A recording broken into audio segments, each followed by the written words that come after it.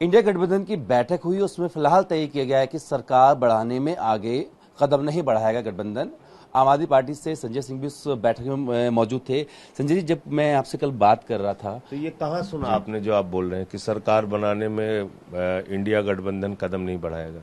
ये किस स्टेटमेंट में सुना? अभी ये कांग्रेस की तरफ से आया है जी। जब इंडिया गठबंधन की बैठक हुई उसके पहले राहुल गांधी जी की, खड़गे जी की प्रेस कॉन्फ्रेंस एक दिन पहले हुई। उन्होंने कहा ये जनादेश मोदी सरकार के खिलाफ है, हम इंडिया गठबंधन की बैठक में फैसला लेंगे। इंडिया गठबंधन की बैठक में सामूहिक रूप से ये फैसला हुआ कि ये जनादेश मोदी सरकार की तानाशाही के खिलाफ है, संविधान को खत्म करने की कोशिश के खिलाफ है, आरक्षण को खत्म करने की कोशिश के खिलाफ है, मोदी सरकार के भ्रष्टाचार, महंगाई और बेरोजगारी की समस्या के खिलाफ है।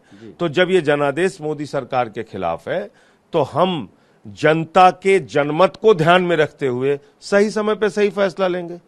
आप अपनी तरफ से कैसे मायने निकाल रहे हैं? कांग्रेस से खबरें मैं बता रहा हूं, मैं इसलिए आपका पक्ष जानना है। इंडिया गठबंधन का जो फैसला है वो मैं आपको बता रहा हूं जी, बताइए। इंडिया गठबंधन के फैसले के बाद खड़गे जी ने सार्वजनिक रूप से प्रेस कॉन्फ्रेंस करके ये सारी बातें बोल दी।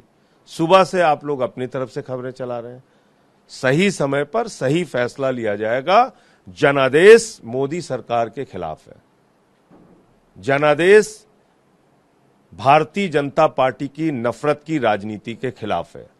जनादेश नरेंद्र मोदी की सारी संस्थाओं पर कब्जा करने और तानाशाही करने के खिलाफ है। ये बोला गया।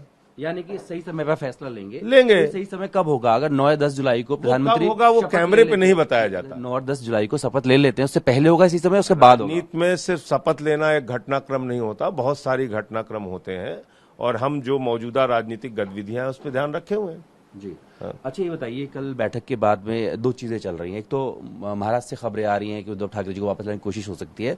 दूसरा, खबरें से तारीफ, जो तस्वीर भी आई, ये तस्वीर आप देखिए जिसमें नायडू, स्टालिन साहब ये एयरपोर्ट पे मिले। तो उससे क्या मतलब है? मायने क्या हो सकते हैं? एयरपोर्ट पे अगर दो पुराने परिचित लोग मिल जाएंगे तो आपस में बैठेंगे नहीं, बात नहीं करेंगे, एक दूसरे से नमस्कार नहीं करेंगे, मतलब कहना क्या चाहते हैं? नहीं, इसके दो मायने बैठते हैं। देखिए, ऐसा है, चंद्रबाबू नायडू जी 2019 के पहले जी ये विपक्षी दलों को लामबंद करने में अपनी भूमिका उन्होंने निभाई थी।